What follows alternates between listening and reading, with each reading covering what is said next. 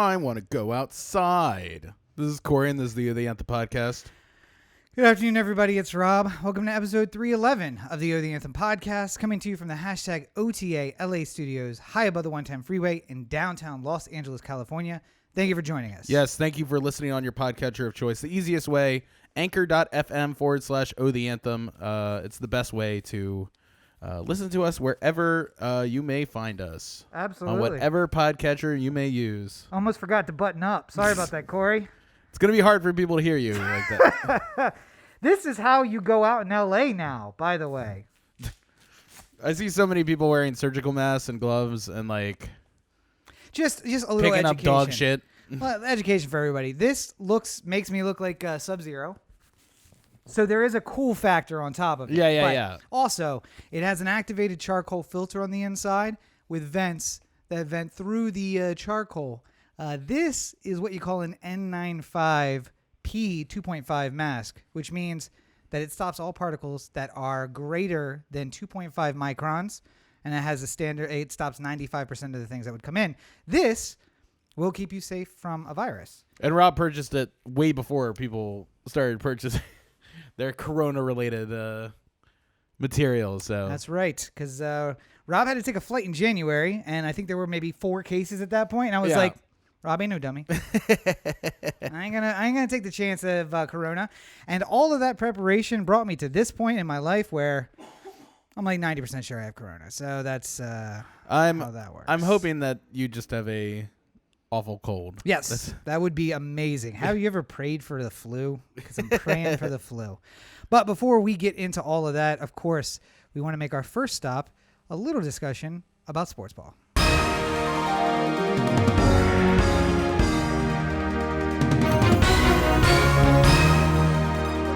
And of course, update. Live sports on television. Corey? No. All right, well. You'd think we wouldn't have much to talk about, but... it's funny. All the sports podcasts I've listened to recently have been talking about old games that they're showing. Like it's like, hey, did you see that the World Series Game 7 Mets-Red Sox was on TV the other day? I watched that for a little while. That was fun. MLB 2020 glitches are getting a lot of play on baseball Twitter. Man, that Orioles player is just staring daggers at that girl. What player was it supposed to be? I don't think it's supposed to be any player in particular. I think it's just sort of like generic Oriole on bench. I was trying to figure out. I'm like, I don't even know who on the team that would be. Like Aubrey Huff, he doesn't play for us anymore. Like, what guy looks like a Nazi youth? I don't know, but yeah. If you haven't seen it, the only thing missing is like the tongue out, going like, yeah, very, very like it puts the lotion in the basket, kind of creepy. And was that supposed to be Amber Theo Harris, by the way? No, it's supposed to be just like whatever apparently they have a sideline reporter in MLB The Show now. I don't know. Okay. I haven't gotten it yet, so I don't know. Ooh. I don't know what. Maybe I'll get sick and then I'll just be like, I'm just gonna play video games all day, as opposed to like, I feel like playing video games all day. It's Tuesday. But yeah, so so it's just a generic, again, made up character in the game. Well, I'm sure it's a real person. Yeah, like the sideline reporter. Yeah. Like, but I don't know who it is in particular. Okay. So it did look a little like Amber Theo Harris, though, right? I think all of them kind of look like Amber. I think that's the type. Yeah. Maybe. But she was an Orioles reporter who then got knocked up to the big leagues, and she's on MLB. NFL Network. That's right, yeah. NFL Network now. Yeah. Congratulations, Amber. 3 years later, 5 years later, whatever the case may be. Her contract's up. She's actually not back for 2020. And speaking of people whose contracts... You always know when somebody's... when somebody is broken through to some level, when you're talking about them, like it's like, hey, you remember when Amber Theo Harris was on Masson? That was great. Just like I was having a thing about like thinking about like whenever Jane Miller decides to hang him up one day. Yeah, and it's just like somebody's gonna be watching TV going like, you're not Jane Miller. I have been listening to. Why aren't you Jane Miller and why aren't you talking like her? There's a podcast about Atlanta, the Atlanta child killer. It's called Monster. Anyway. 3rd season is about the DC sniper. Yeah. And it's so weird because what's his name? God, now his name escapes me, but he's a reporter in DC. And I always knew him as like, oh, the guy you see on TV at 7 p.m. Right. He was that guy. And he reported on it. Now he's on CNN and he's like that, not their night guy, but he's like their Phil guy. So relative fame, given that people are going to be working from home a lot. Yeah. And so he's on this podcast. And I'm like, I know you. Tony Harris. Okay. From WBAC or WABC in DC. But anyway, his voice is so comforting. And now when I listen to the podcast, I'm like, I remember why I watched ABC 2 News. Because it was so comforting. I think that's why I like Ken Burns' baseball so much. Yeah, same thing. Yeah, just the comforting voice Yeah. to take you to a nice place. But nothing like the sport of baseball. if Corey hadn't stepped on my transition, let's go back to that and say, someone else whose contract might not have been renewed, and in fact wasn't, Tom Brady. Yes. No longer a New England Patriot. So sad. Sad. I just think of that the 1,000 angels teardrops falling upon New England. Zombieland 2 meme of Woody Harrelson just like just money just drying his eyes. Yeah. So we won't have to deal with Tom in New England anymore. And the Tampa Bay Buccaneers have decided to give him a go at 39 years old. I like the I follow a Bucks fan on Insta, and he posted on his story, if you're not with us when we're 7-9, don't be with us when we're 8-8.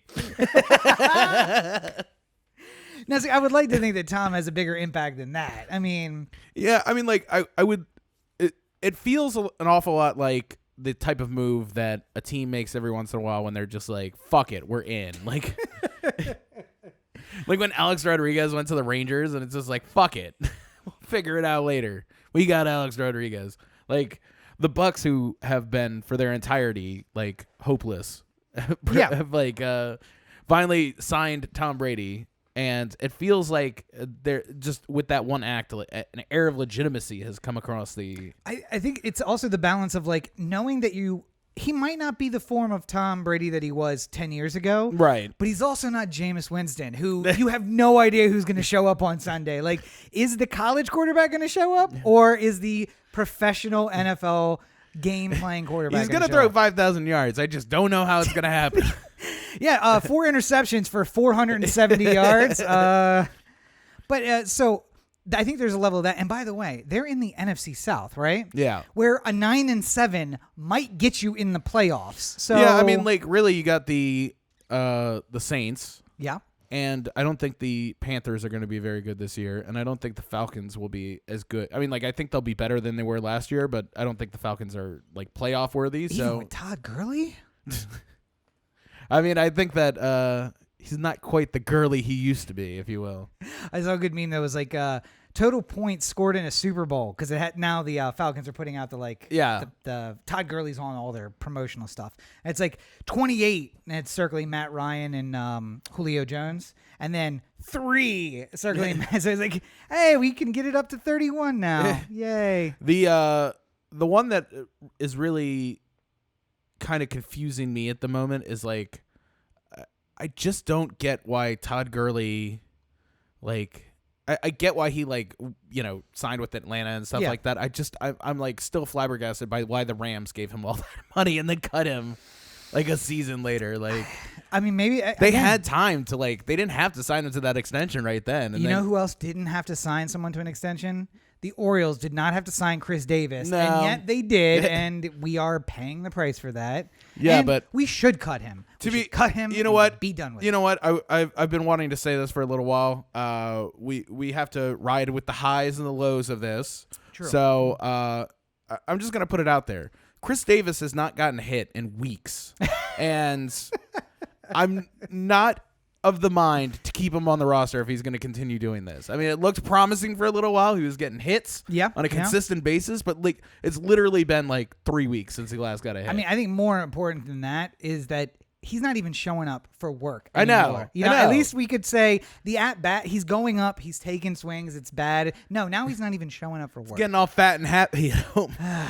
But yeah, speaking of fat and happy players, maybe unhappy players, Tom Brady in Tampa Bay. Do you think he went for the money, or did he go because he just wanted to keep playing and Belichick was like, no, you're done? Well, I don't think that Belichick necessarily said you're done. I just think that Belichick has this thing where like he doesn't want to pay for past performance. Yeah. And for a long time, I think he was able to sort of keep Brady close by being like, listen, stay with me and you could just be the best quarterback ever in the history of the NFL and win all these Super Bowls. And Tom Brady's like, all right, well, I guess that's worth it for me to sign $10 million a year. And like everyone else is getting like Flacco's like doubling up his contract and stuff like that. But Tom Brady's also getting sponsorship deals that Flacco's and I mean, not. like Flacco's and Brady's making money for sure beyond the contract that he makes. But I'm Gucci saying, like, and Maritime Bank or whatever that bank, not equal. But the First Mariner Bank, that's what it is. First Mariner Bank. Hi, I'm Joe Flacco. I don't know why you gave him a Baltimore accent. Oh, that's right. He's got the Delaware. I always just I think of Joe with that dumbass Dundalk accent. I cannot think of anything else. Just his face makes me think of a Dundalk accent. The Delaware accent is just as boring as Delaware is. It's, hi, my name's Joe Flacco. As if he's reading a script. All in the First Mariner commercial. Hi, I'm Joe Flacco. First Mariner Bank makes me excited about life. I'm Joe Flacco. Do you like hookers and cocaine? I do. They have First Mariner has convenient ATMs all over the city where you can get right before you meet your drug dealer or go to a strip club. Join First Mariner Bank and become a VIP like me. Look at all these locations. First Mariner Bank. No, but I mean, like, I think that Tom was like, hey, listen, this is my last chance to get paid. Mm-hmm. So if you want me to stay with your team, I would like to, but I would like to get paid. Yes. And then he knew that wasn't going to happen. Yes. So Belichick was like, all right, we'll see ya. And I think this is both an opportunity for Brady and Belichick. I think this is secretly what they both wanted. Yes. Can we win without the other? Yeah, I think they both want to prove to each other that they could win without the other. And I think, there would have been discussion of Belichick retiring maybe at some point, but now I feel like he sort of like works his way through a couple more seasons to try and like... I'm going to build another team, and I'm going to take him to the Super Bowl without Tom Brady. I'm going to sign Matt Leinart and make him my starting quarterback. Matt Leinart hasn't played in the league in 15 years. Yeah, there's a guy. Sounds like quite a challenge. There's a guy in L.A. named Corey. Bought that Liner jersey. Really want to make him proud. Didn't want to make him feel like an idiot. That is a true story, correct? You do in fact, have a Matt Liner jersey. Yeah. Rushed out and bought it. Thought it was going to be the star. Well, no, it was a for whatever reason I got into it with somebody. I was like, I don't know why all these teams sign these awful quarterbacks. Like I can see so clearly. Like every draft, I'm like, not Ryan Leaf, Peyton Manning. Like I'm picking winners left and right. And then I was just like, there's no way Matt Leinart doesn't succeed in the NFL. Yep. And then it was just like this going back and forth with whoever the other quarterback in that draft was. Also not like, playing in the NFL. Like, I'm going to buy the fucking jersey. That's how much. That did not pan out as planned. Although you could wear it wherever he's going to be, broadcasting. Well, now Roberto has a jersey he can wear when he wants to go watch football with us. The Cardinals fan doesn't have a Cardinals jersey. Who does? Corey. Yes. For reasons that defy explanation. So one other thing in sports ball this week, and it was also during my dumb years, just as a thing. Like it was like I just paid off a credit card and I had a $0 balance, and I was like, why not buy a jersey? I got a $250 max. I can afford it. But one other thing for sports ball before we let this get out of control, and that is the NFL once again got one over. Although we didn't really, I think we said it when it happened. Like I feel like there's something in this CBA. I don't think we even talked about it. We because it was right in the middle of all the madness of the last couple weeks. No, I feel like because I almost explicitly remember you saying they agreed to this too quickly. There is something in here is going to screw over the players, and I was just like, I mean, I guess we'll see. And then 2 weeks, 3 weeks later, now here we are, and essentially what the NFL teams are doing are putting clauses which are not. I don't want to say it's bad. It's not a bad clause, but the player has to pass the physical whenever the physical can be given to him. Mm-hmm. So there's players who are signing right now, Tom Brady. Right. Todd Gurley. Yeah, Todd Gurley, who cannot be given a physical right now because the teams are also saying, hey, coronavirus, we're not having people come in. So don't fly to Tampa. Right. But they are paying the signing bonuses that are agreed to because contractually the CBA says we have to pay them on signing. However, they're saying if you don't pass the physical at whatever point we decide to give you one, you owe us that money back. Now, we'll still owe you the contracted amount for the years, but we don't owe you the signing bonus. And there is no allocation for like, hey, if the whole season is delayed and you get in a car accident somewhere, that you would still keep your signing bonus money. So again, I think it's one of those things where like a seasoned negotiator might have thought ahead and gotten that. And someone like, I don't know, Corey, who said, something ain't right about this agreement. They came back and approved that way too fast. I mean, I think the overall problem is that like, and whenever we've talked about labor negotiations in sports, it's usually two people who everyone in the world hates going up against one another. It's Bud Selig and Donald Fair, or like, it's just like it might as well be Hitler versus Hitler. Like it just feels like you're picking the two worst people, and like you don't want to root for either one of them in the standstill, right? Yeah. Because like even though like I like to think of myself as like pro player over ownership, there's still like a part of me like I don't want Fair to win though.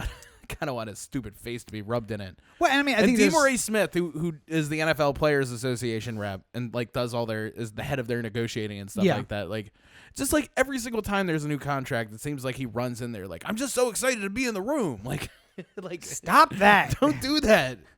Yeah, I feel like no matter how much pro player, whatever the organization is, that you still are like, I don't like the people who are on TV. I like J.J. Watt.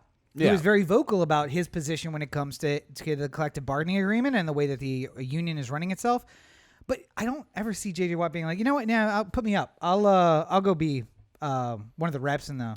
Well, I think there's like a certain number of player reps who are like voted on, but like DeMaurice Smith is just like the head of the players union. Yes, and he's like long retired, so and I mean that's sort of a full-time job you have to have. You can't be starting left outside linebacker for the Texans and head of the NFLPA. I think that you could.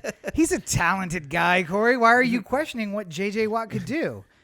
You think he's too dumb for the role? I mean, is that what you said? He's an awfully large man. I don't know why you would make fun of him like that.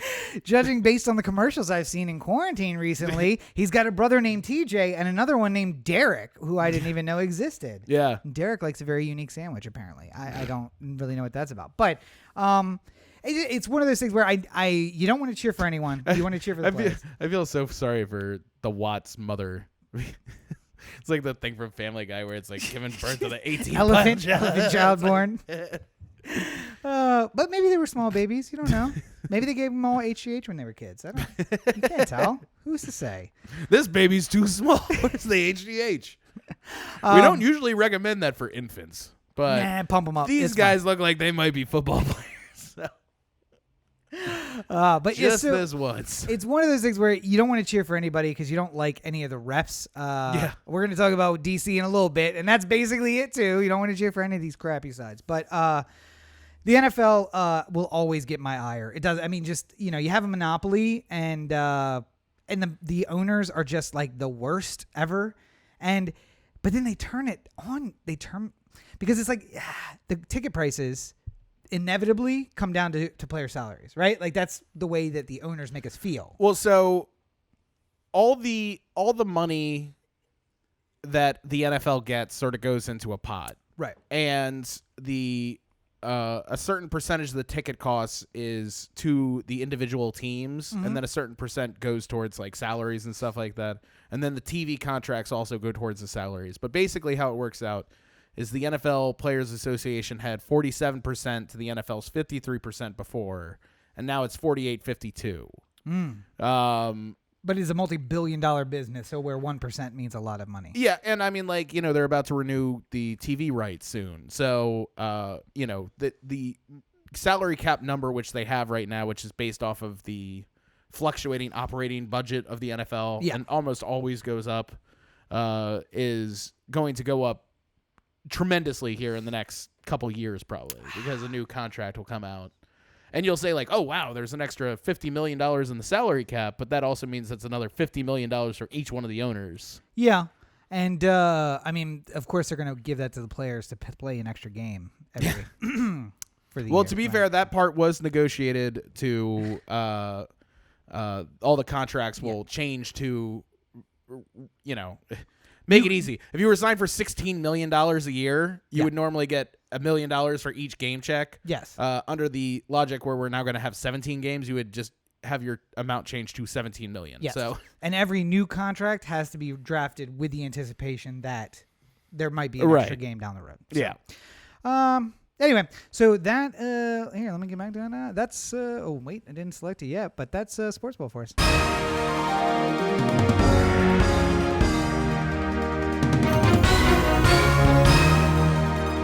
And just hold on before we're done with the splash. Let me grab that for your consideration. We're not allowed to go outside. Oh, it's a new excuse every single week with this guy.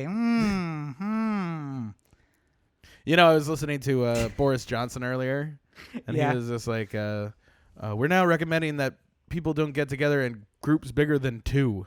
And I'm just like, it's not quite a group. It's more like a pair. Also, not sure that would stop anything, because I feel like that just means that like pairs are going to start pairing up, and then that just spreads it faster. Triangulate. Yeah, it's just like I'm going to go hang out with this friend, and then I'll go hang out with that friend, because we all 3 can't hang out together, and we might all 3 hang out 4 or 5 feet away from each other, but instead we're all going to just be one-on-one, doing that. What do we see in Blade Runner? The acting space, which is not real personal space. Like, hey, how are you doing? Yeah, we were rewatching Blade Runner last night, and there was a scene where it looked really good on the way that it was positioned on the screen, but then framed perfectly. Yeah. But then you realize that in real life, the 2 actors were probably like 6 inches apart from one another, trying to act like they were like a foot and a half apart. Yeah, like a normal amount of distance. It's just like, oh man, that had to be uncomfortably close. Again, it looks great on camera. You never know the difference, but that's the point. At the moment, the 2 of them were whispering sweet nothings into each other's faces. Except for Harrison Ford, because he doesn't wear a lab, so he is not whispering anything. It's like, we need you to project. Yeah. Talking loudly into the studio later when they're re-recording his dialogue. But maybe a little bit of, in all of this negativity, we got one bit of positive news that we can share and for your consideration this week. Yeah. Harvey Weinstein has corona. So my question now is, yes. How do I get Corona's PR team? Because they're really doing everything they can to try and switch the public opinion on this, aren't they? Well, see, they went to Tom Hanks first, and then they were like, we miscalculated. We misjudged this issue. Let's find somebody else. Fuck you, Corona. It's like, oh, we got Weinstein too. It's like, all right, maybe he ain't so bad. Wait, I get to work from home. Weinstein's got it. Yeah, this could be all right. I don't really think it's so horrible. And as long as you're a person in your 30s, all it really does is make you feel like shit for a couple days. So, whereas if you're a raping scumbag, then it has really terrible. In a very cold and drafty prison, could be bad for you. Yes. I wonder almost if somebody like slipped him a little Corona, thinking that like maybe this will get him out of like Rikers for a little while. Like I was thinking the opposite, that it was a jailhouse hit. They get the guy with Corona coughing on his plate before they slide it through the glass. Just like when you shiv somebody, it's just somebody with like a hypodermic needle with Corona in it. It's just like fuck you. Transmission's even easier. You walk up to him and just like oh, he got me. I'm gonna kill your mother. Which is exactly what Weinstein would say. But yeah, so that one bright spot that he's a 70-year-old man, right? Late something 60s, like that. Early 70s. 67, I think. And he is not in the best of health, and he is also in a very formidable healthcare environment. So could be bad. So fingers crossed. We'll see. We'll circle around on that one. But more closer to home, we finally have been so personally impacted by Corona that I feel like I have to shift my entire worldview now, because we were looking for things to do this week, and there wasn't a lot to do. No. Our go-tos are food and movies, and both of them have been taken away from us. Yes. To the point that sometimes we order the food and it says it's being cooked and it says it's being delivered and the place wasn't open to begin with. But most importantly to me, at least, last week on Tuesday and Wednesday, I guess, for all of the chains, but all of the movie chains nationally said they were closing their doors for at least 6 weeks to make sure that they weren't making the problem worse rather than better. Yeah. And you didn't go with us when we went to see Bloodshot on Saturday morning. No. But they were enforcing social distancing at that point, where it was just like they could see the pairs or the triplets of people together, and they're just being like, "Hey, we'd like to invite you to move further down the row. Like, clearly these three are together, you three are not. Let's spread it out a little bit since we have space." You know what? Honestly, I wouldn't mind if that carried on. Yes. I know they put these seats right next to each other, but I wouldn't mind a little bit of space. I'm down. I mean, honestly, I like it personally. Could they have stayed open if they just removed some of the seats or just like marked them off and like, hey, no groups bigger than 4? You go to a theater in England, it's just 2 seats. Yeah, just 2 seats in the whole theater. Just, I was wondering it was sold out. Personal viewing experience. I enjoy. But a side, kind of a side note to that is that in the heart of the best part of movie season, March. Where all the hot properties come out. When you think of the hot properties in movies, you think of March. But unfortunately, a lot of movies are having to adjust. James Bond has been pushed indefinitely. Yep. Fast and the Furious has been pushed 1 entire year. Mm-hmm. And a lot of movies are now not being pulled because there's nowhere to pull them from, I guess, but they are being pushed to VOD ahead of time. Well, some of them are. Yeah. So I think it's a very select group of movies that are being sort of selected for this sort of thing, mostly because they were in theaters right now, and there was no way to go see them anymore. So yeah, your options for getting them out there in front of the public eye were VOD pretty much. And it comes down to like, oh, well, some people saw this, and some people who might have seen it didn't see this. So what are we going to do now? Yeah, so we watched The Hunt. Yes. Paid $20 for it to watch it at home. And I think that it's a interesting idea for where we'll be in the future, but I also wouldn't get too comfortable with it because basically how the movie industry works is that you give the theaters an exclusive window to show them in theaters before you can put it out on DVD or VOD or anything like that, so that the theaters can make their buck before you go out and try. Because if everyone knows that the DVD will come out in 2 weeks, then nobody would go see the movie in theaters, you know? Well, I mean, I think some people still would. We still would. I like the theater viewing experience of like being there and going to do it. Right, but I mean, like the number of people, like if you don't see a movie, if you knew that it was going to be on VOD in 2 weeks and you missed it in its first week, you might do that like, well, I don't have to go this week. I mean, I think that I might focus on seeing movies in theaters that I knew weren't going to be at VOD in a week. Because like sometimes it gets real packed and it's like, what are we going to see? Well, I mean, like, so it's the same logic with like, you know, all the Netflix movies that get pushed to theaters. Like, it was hard for me to rationalize going to go see The Irishman in theaters. Yeah. Because I could only see it at places that I'd have to pay exorbitant fees for it. Like, you know, like Alamo's not cheap.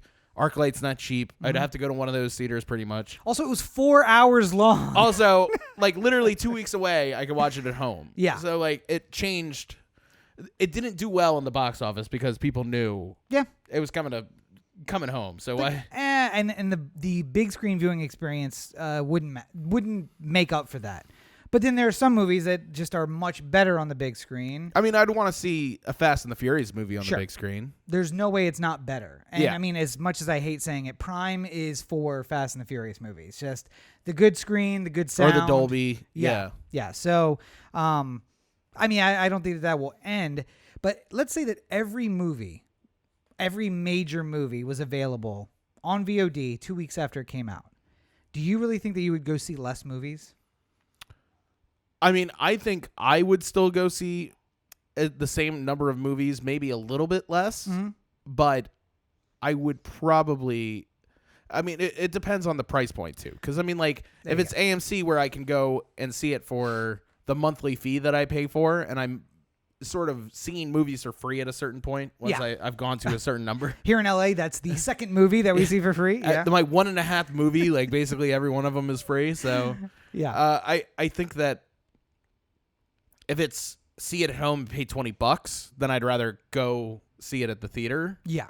But that's the problem. That's the calculation. Because, like, the reason why theaters have been opposed to doing this, besides the windowing problem, is just that how much money can you possibly make on VOD to make up for the fact that you're not going to get the theatrical window.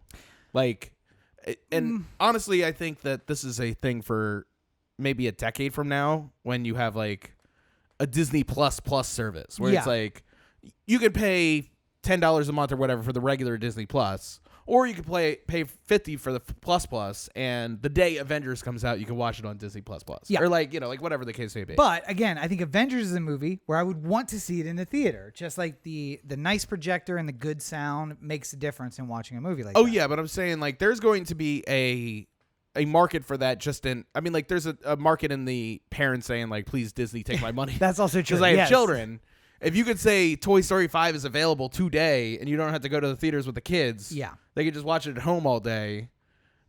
Somebody's going to say that's worth $600 a year, And I mean, logically, we saw it for $5 a person. So that's, even though it's $20 for it, and we would usually be able to go see it at AMC for free, it levels on basically free. And if we weren't under quarantine, we could have maybe invited over 2-3 more people, and now we bring that price down to $2.50 a person. Yeah, which is less than we were going to spend on refreshments there.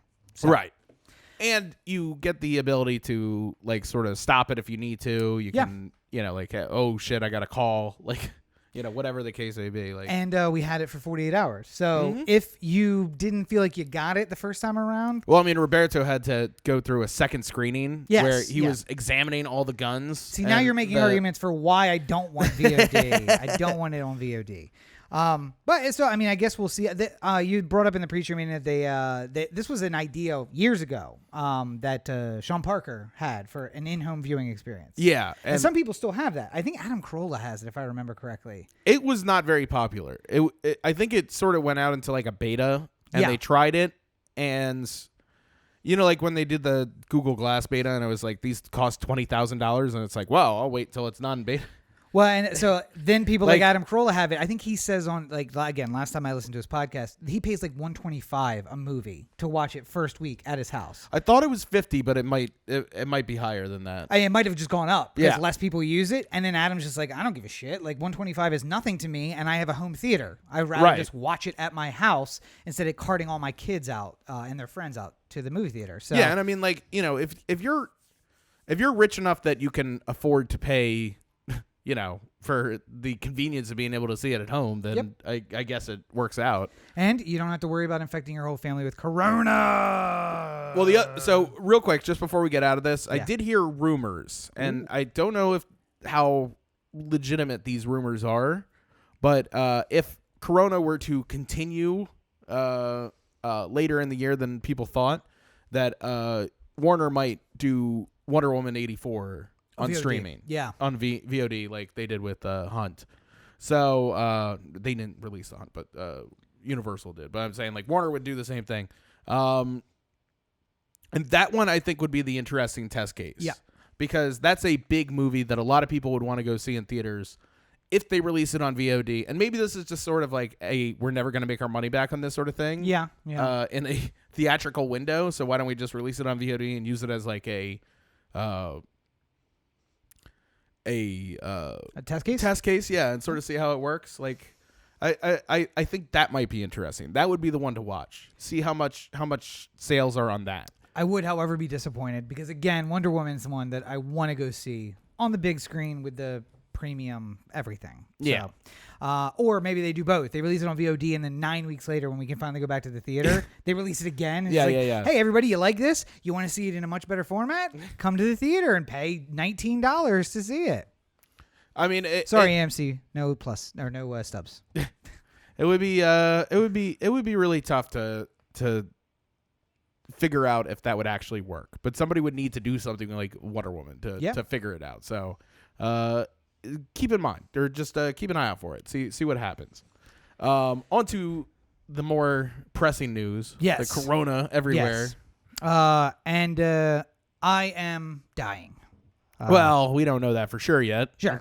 I don't have a positive test. Let's wait until I poke you with a stick a couple times before we make that kind of a judgment. I enjoy, though, that I talked to my doctor, and she was just like, you know what? Unfortunately, you don't qualify for the test to see whether or not you have the thing. And I'm like, I don't qualify for the test. Yeah. Okay. Okay, cool. How would I qualify for the test? Well, you got to be in the ER, or we have to be like ready to admit you from urgent care.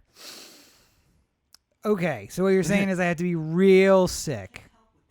Oh, professional. So what you're saying is I have to be real sick in order for me to find out why I am real sick. Yeah. Like, yeah, basically. Okay, cool. So what should I do in the meantime? Like, okay, don't let it. Honestly, now that I think about it, it was a lot like a pregnancy. Don't let it go too far before you go to the hospital, but you also don't want to go too soon. So just, as a layman, find that window where you think it's very serious, but not too serious and not too not serious either. Yeah. Like, okay, thanks, doc. I'll work on that. I sort of heard like if it feels like the flu, then see if you can ride it out. If it feels like pneumonia, then go to. Yeah, unfortunately. But like pneumonia doesn't have like a feel to it per I was se. gonna say, I've never had pneumonia, so I don't even know what it feels Yeah. like. But I was describing symptoms, and she was just like, yeah, based on your social history, your recent social history, and your symptom description, I would say you're high risk for having it. But the problem is we were also at a time where a common cold or a flu mixed with seasonal allergies, which I do have already, could produce these symptoms. So as long as you can ride it out at home, just ride it out at home. I'm like, okay, cool. I'm going to do that. So I've gone for a walk on 3 consecutive days. Yep. I feel like that's helped with the breathing. I got my handy dandy mask. I've already infected the roommate, so nothing I can do. I may be patient zero around the place here, but otherwise pushing through. And just trying to keep track of very important numbers, like 41,000 people. Yeah. In confirmed cases. And I love that I got this number from the CDC. There's a star next to it, and I was like, I wonder what that star could be. So I scrolled down to the very bottom. 41,000 confirmed cases. That we know of. By testing, yes. And with a note that said testing was not widely available before some date that was like a week ago. So they're basically saying, like, we have no idea because there's people like, Rob sitting at home who may have it, but we're not going to confirm. Well, on top of that, we also have the 485 deaths in America. Yes. From that, on top of the 16,000 deaths globally and the 367,000 cases globally. And the thing is, I said that to someone earlier on Twitter, and I just felt like in one of my fake accounts, not my main account. What's a Finsta, but on Twitter? I have a lot of those. But and it was just like, well, yeah, that's such a low death percentage. I'm like, yeah, but if you were one of the 485, you'd have some questions about like, or if you're a family member, I guess. Yeah. You wouldn't have questions. Right. But your family member would be like, hey, I'm good. And we had our 2 youngest confirmed cases this week. An infant who may or may not have been born with the disease, passed from mother, or it may have been like passed in the birthing process. And a 34-year-old, which was insanely scary, in Echo Park right here in LA.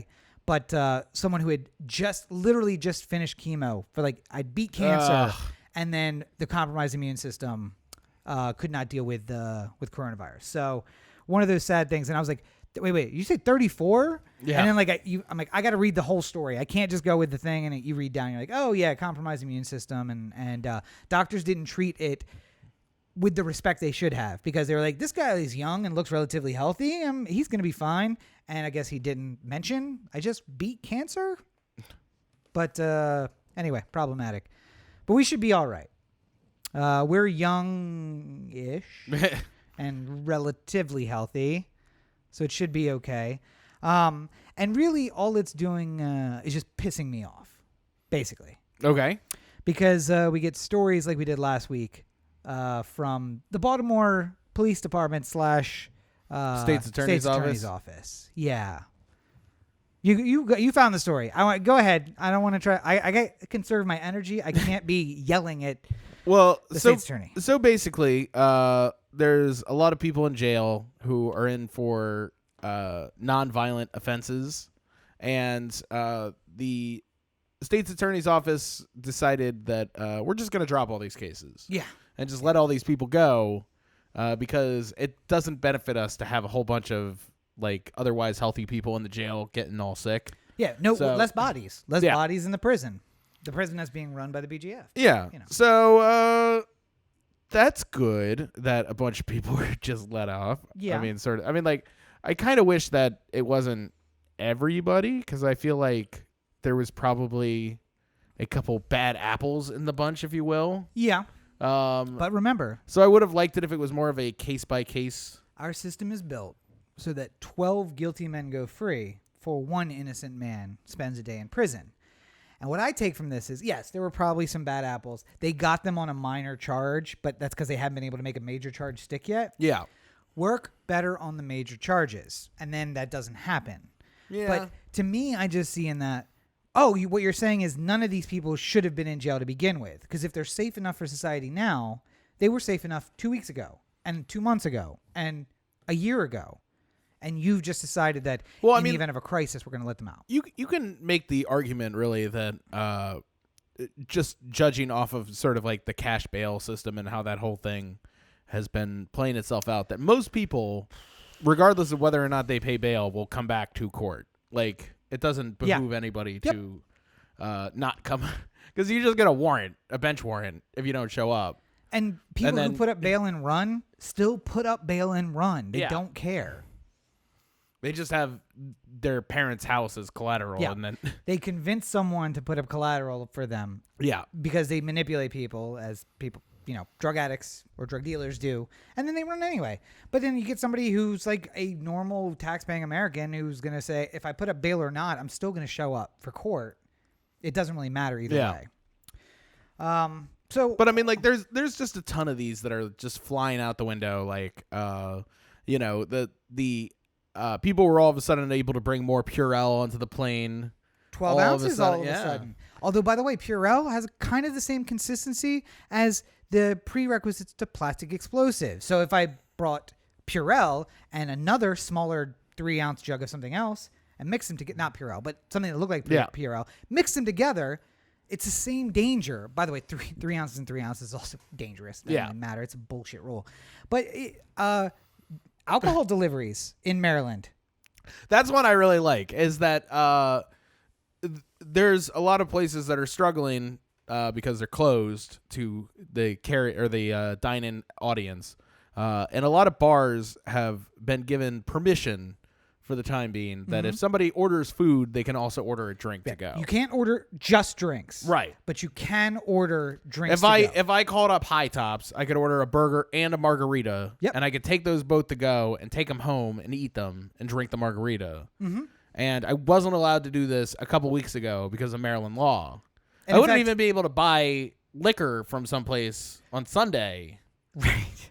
I was say places like the Firehouse that have to have the store and the bar separate because that makes sense somehow. Right. But that rules out the window now too, because the store has to close. No, the bar has to close, but the store can remain open because alcohol sales are essential. Yeah. I love America so much. Oh, by the way, I don't know if you saw Gavin Newsom the number of things that are essential. Gavin Newsom clarified. Marijuana sales are essential services. Oh, good. So no concerns about that. We're gonna have some angry potheads on our. And I was just gonna say, I forget what comedian posted it, but it was just like, if we made weed, I guess where it applies, because he's in California, so he said weed, alcohol, caffeine, and nicotine. If we outlawed that for 1 week, you'd have to bring out the tanks. And that's what they're like, oh, shit. Okay, so we've made a grievous error here. How can we adjust it? You can deliver alcohol so long as there's also food. Including, by the way, a story from Louisiana that some place was doing buy a slider, 35-ounce margarita, and you pay, strangely, the cost of a 35-ounce margarita if you bought it in store. Very weird. And they were delivering it to you if you lived in the neighborhood of the bar. And I'm just like, so we're just making shit up. People are getting the slider and they're just like, yeah, fuck that. We literally are just making things up as we go along. And I guess that's fine for, people, but I feel like a government should probably have its shit together more than that. But blue laws are out the door. I'll say this, just because we're about to get into Trump stuff in a little bit here. Yeah. I think that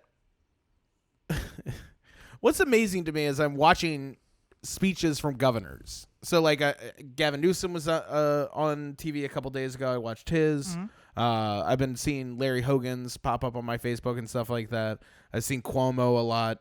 And all these guys are doing a tremendous job of not only like sort of showing strength, but like we got this. Yeah. We've been Newsom, we can make fun of these people all we want for different things, but I mean, like, at least in this regard, Newsom is sort of like, we've been planning for something like this to happen for a while. Not like we thought it was going to happen, but we were preparing ourselves for the eventuality. Yeah. Garcetti as well, for what it's worth. Garcetti has looked like he's in control of the situation. Better than de Blasio anyway. But. And I mean, like, it's a sharp contrast from how Trump has been acting throughout this whole process. And I mean, like, I feel like, we want to go all partisan all these days about like, like if you say an unkind word about Trump, then you're not a real Republican or something like that. But like, look at, Hogan, look at other Republicans in states all across the country who are stepping up and doing the right thing. And, like Ron DeSantis in Florida, another Republican governor who was just like begging people to get off the beach. Yeah. Like, don't make me send the cops out and like I will send the Spring National Guard out there. But by the way, I hate that I'm so jaded because while you're talking, I'm remembering that like, oh yeah, you're right. They did.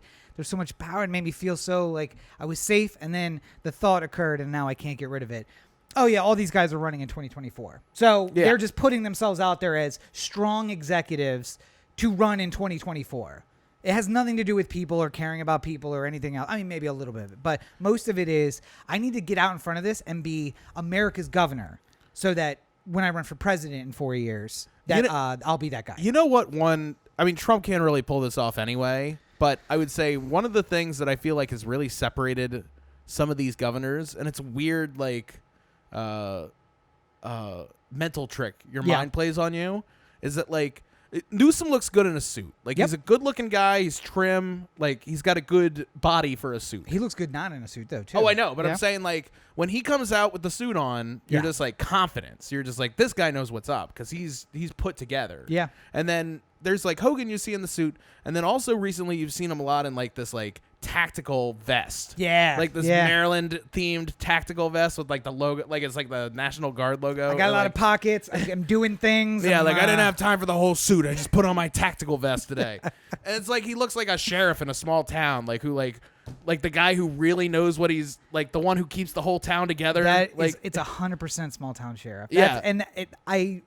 As you're talking, I'm realizing it's my sheriff. Yeah. I'm getting the sense of safety of like being 12 and seeing the sheriff like, oh, we had a flood or we had a tornado come through, but I see the sheriff there with his blue vest on. Yeah. And it's like, okay, we're all right. There's a man in control. He actually lived around the corner from me. So like it was very much like, I know you and I know I'm cool now. Right. God, these guys.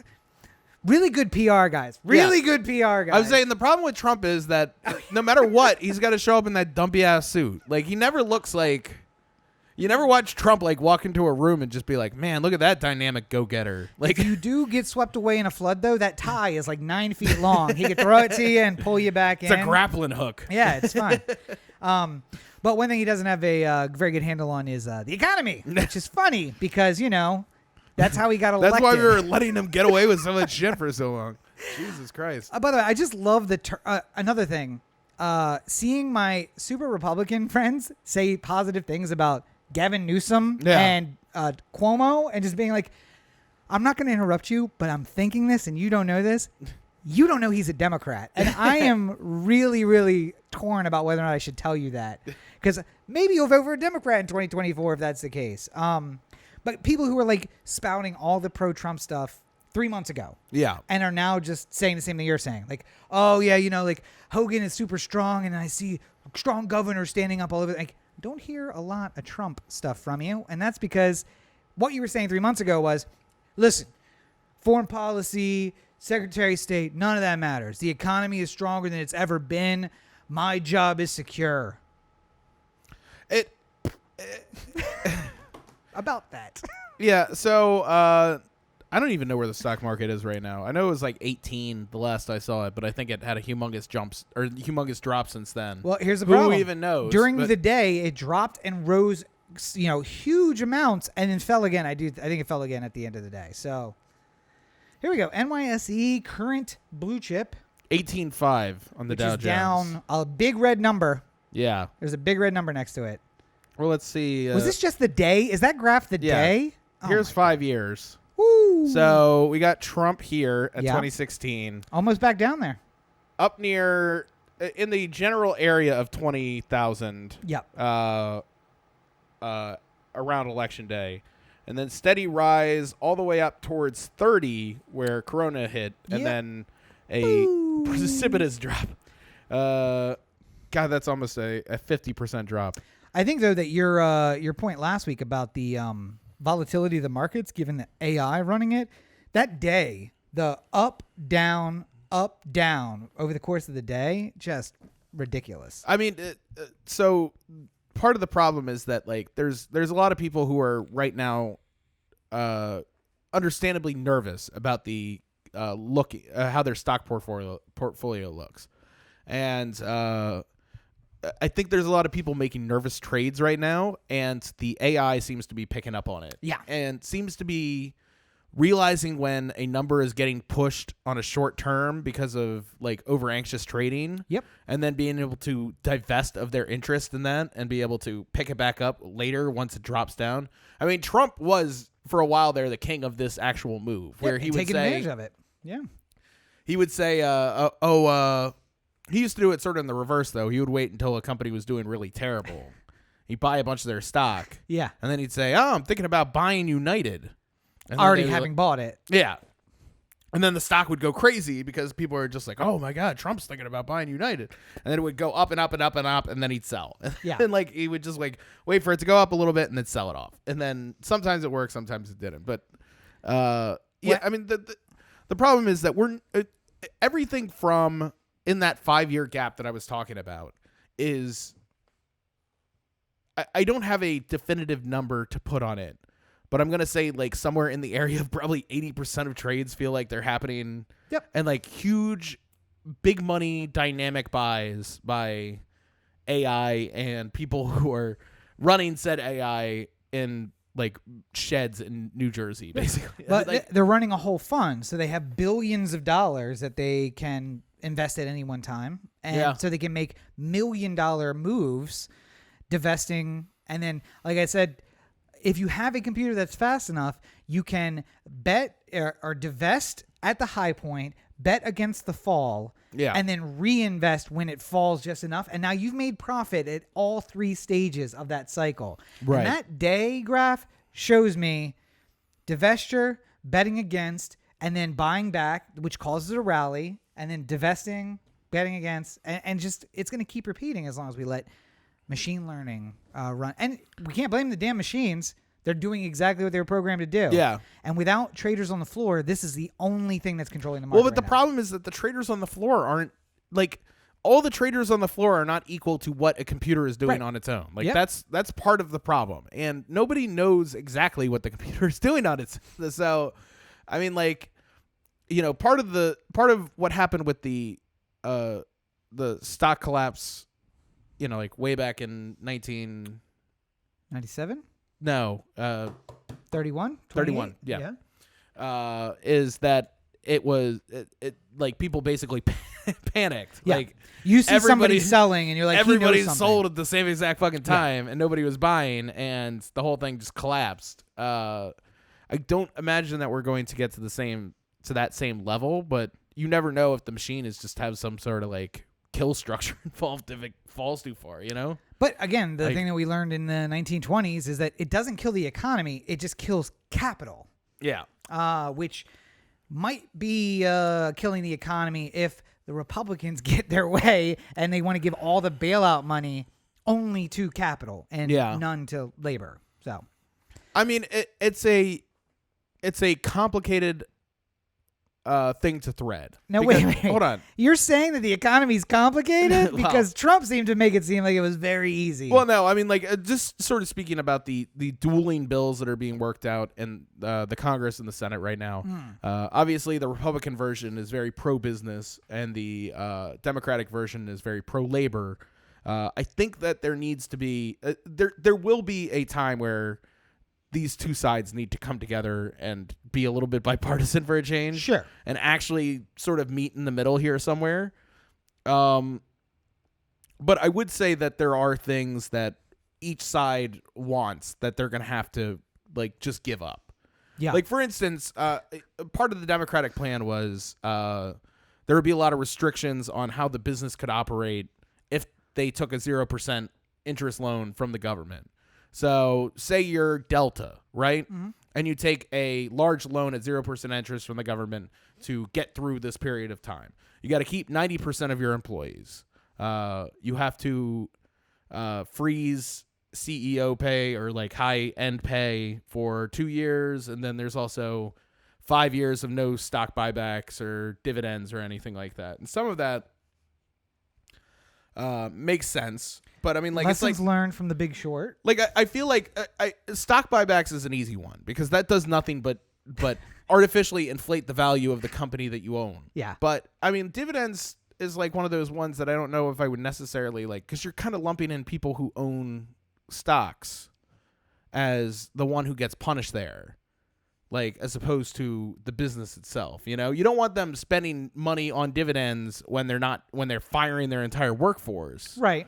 But I don't think you should necessarily punish somebody from one of these companies giving money back to investors if they are in a place where they can do so. Yes. But again, there would need to be restrictions in place to when you would be allowed to give those dividends. Learning the lessons from 2008 and I guess 2012 in a minor degree, just saying what the companies did is they made massive profits after the bailouts. Yeah. Increased CEO and board pay. And then when they didn't pay a dividend, we're like, oh, where are we going to come up with dividends? All right, we're going to fire a bunch of people and then use that money to pay dividends. So although it doesn't seem fair to the investors, it's a way of saying if you have to keep the workforce and you can't pay dividends and you have to lock it like locks every single gate that the force got out the last time. Right. But I'm saying like there's a lot of people right now who might not be struggling in the sense that like they have the next couple months paid for. They have enough money in the bank that they can survive without maybe having to go to work for a little while. And these people might also own stocks, and the value of their stock portfolio probably went down by 50% or more in the last couple years here. So, or in the last couple weeks here. So it's hard for us to really say that these people shouldn't be allowed to see some sort of income from the money that they put in pre-corona back. But I do think, like it shouldn't be just like a general, like throw out dividends. It should be if you can have dividends if you only meet these particular points. Well, maybe though, this is a smart move because they're putting something out there that they're willing to give on, which it seems like a lot of the people who I stand on the side of just don't do. They ask for the three things that they really want and nothing else. And then they're forced to give up something they want in a negotiation. So maybe it's a smart way to do it. I mean, I'm willing to see where this goes, but the problem is that I'm not. Problem is it's dead in the water because Mitch McConnell's not going to do it. The problem is that we're dealing with so many people who are like.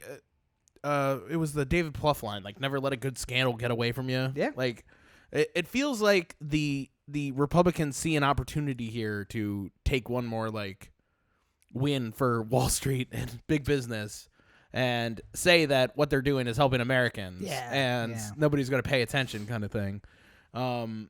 But at the same time, I don't like we talked about cowardly Democrats, and I just feel like they're out there more than ever because they're probably getting calls from their constituents going, I live in Los Angeles. How the fuck am I supposed to pay rent? Like, yeah. And but the law is getting rolled back. There are no more evictions in California. Right, but so they'll kick you the fuck out eventually. But right now, you're good. But I mean, like it's New York went through like a rent freeze or what was it? Like where basically this month doesn't count for mortgages and rent. Yeah. Like forgiveness. I guess it's forgiveness, but it was another term they used for it. But I mean, like essentially, like this month doesn't count. You're living rent free for this month only, and we're gonna figure it out. But like you don't have to write a check to your landlord. Is it a holiday? Not a holiday. Well, I mean, like I guess a tax holiday is kind of like Yeah. what they would do on a business side, like if you were given an exemption for a while. Yeah. I mean, I'm trying to remember. I know I read the story about it. But I mean, like that's how they would get the trade on the other side is basically, whatever you would be getting in rent for that 1 month that you're not collecting. Yeah. Like, our building, like they would be able to say, like you're going to get that amount sort of forgiven in taxes you owe. Yeah. For the time that you weren't able to collect. And it should work out evenly and you don't have to kick people out. And there doesn't have to actually be the physical exchange of, Yeah. You're going to get the money. It's like any tax break. You're going to get the money eventually. Right. Buy the car now, and then when you file taxes next year, you'll get some money back. Right. And it'll make the car much cheaper, but only in the long term, not right now. Yeah. But some people were more about making their money right now, and some of those people are fucking senators of the United States. So, let's tell me at what point you hear a crime. Okay, Rob? Go ahead. Yeah, let's do this. Richard Burr is one of the chairs of the what is House it? Intel Committee. House Intel Committee. Mm-hmm. Senate Intel Committee. Senate, yeah, obviously. He gets the same security briefings that Trump gets every single day. And in January, he was warned that Corona is coming to the U.S. There is absolutely nothing we can do to stop it. It will hit. And how prepared we are is the difference in how many lives we save and how hard we get slammed. Okay. Yeah. No crime yet. Right. He took that information and he sold up to $1.8 million worth of stock. Yeah. And then he went on Fox News and told everyone it's going to be fine. Don't worry. This is a big hoax. You shouldn't concern yourself with it. And then he went to a fundraising thing where he told a bunch of high-dollar donors that they should really prepare for their Corona thing because it's going to ravish the economy.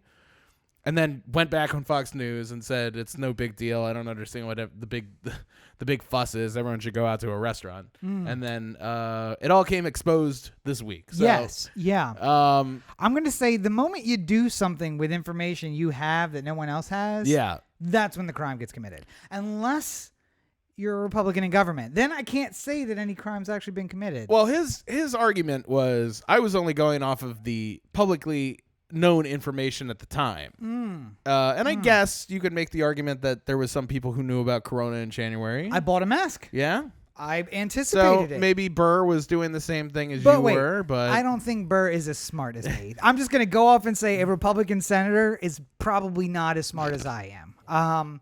And he probably doesn't have the forethought that I do. So I'm going to defer to he used insider information to make money. The way I know that he's guilty is that he opened himself up for a investigation by the Senate Financial. Yeah. Like, can we do this before November? That would be fantastic. Can we just get this wrapped up? I mean, do you want to do it tomorrow afternoon? I mean, just a couple questions. I didn't do anything, right? We're good? Bye. Yeah.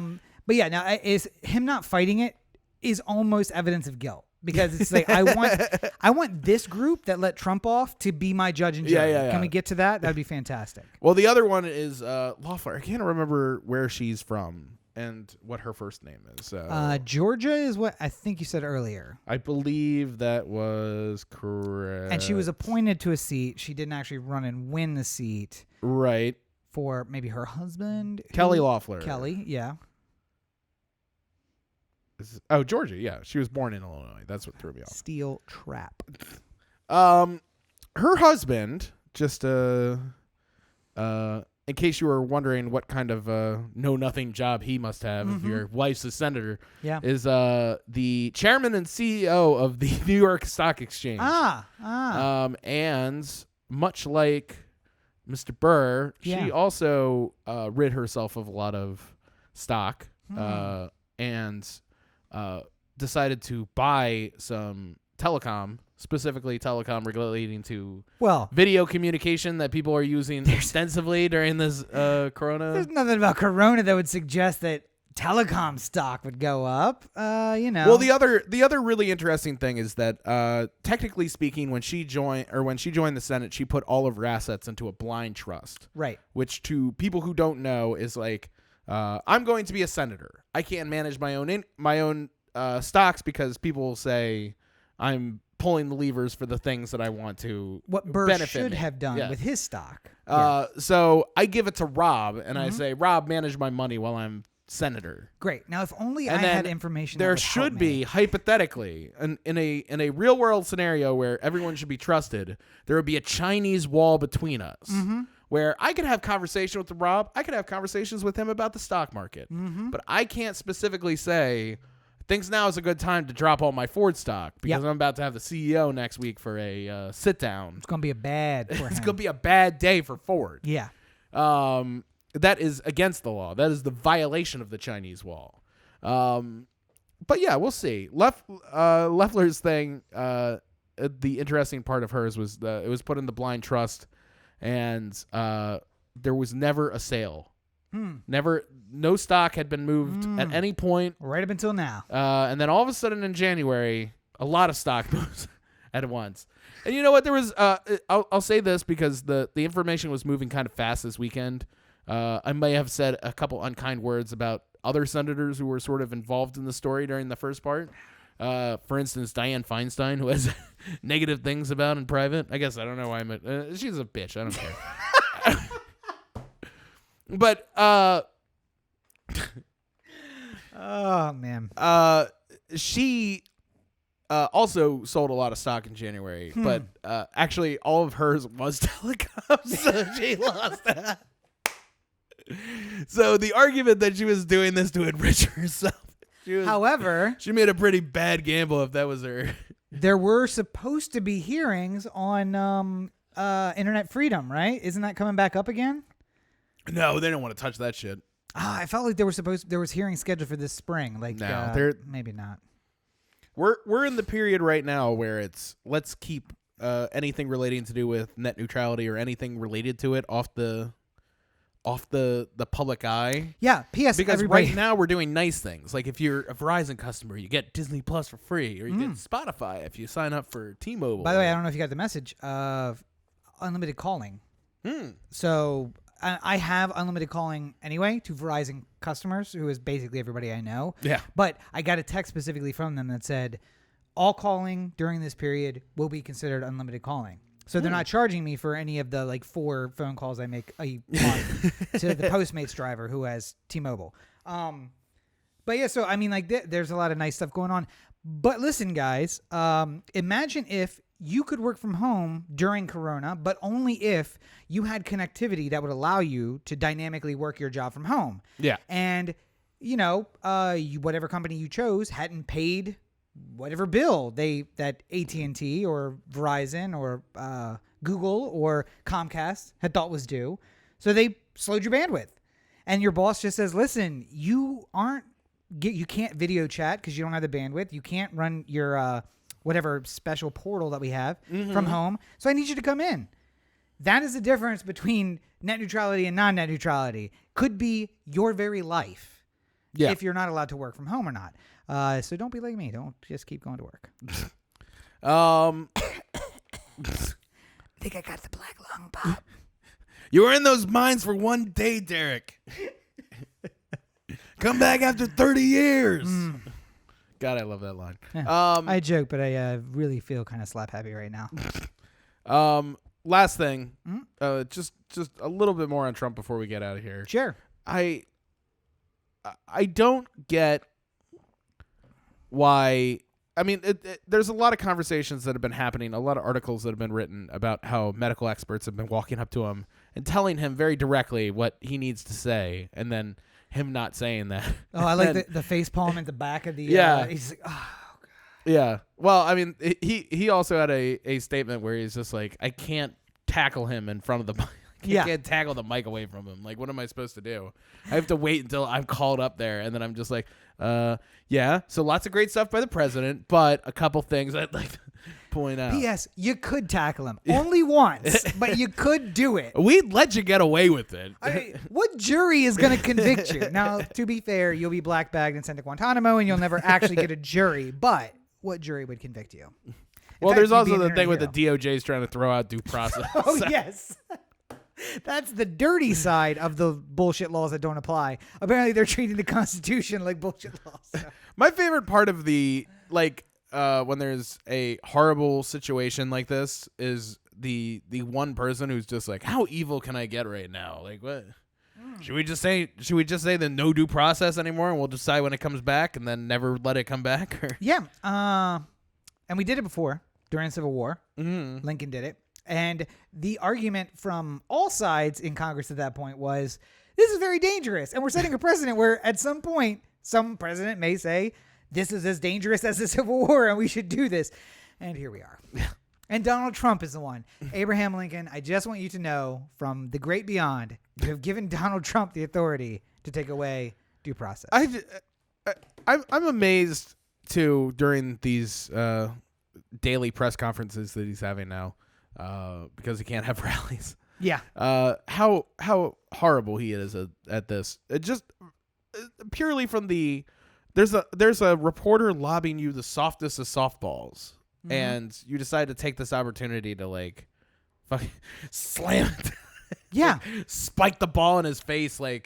The one reporter is just like, what do you say to all the people who are worried and they don't have, they just got fired from their jobs and they don't know how they're going to pay their bills, and be like, you're an awful reporter. That's a terrible question. It's just like, no, man, come on. That was the setup to whatever line you practiced before you came out here. All you have to do is be like, I hurt so hard for all the Americans who are going through any kind of pain right now.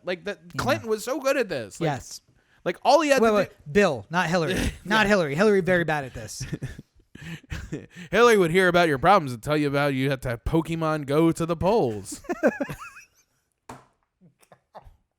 Sorry you have corona. If only you would have Pokemon gone to the polls. Am I president yet? This is how I do. Am I there yet? Yeah. All right. Isn't this a coronation? Well, speaking of places where you can't vote for presidential elections and where you can go. Not yet. Not yet. Just wait. People that judges are hard at work on Net it. neutrality. One of these days.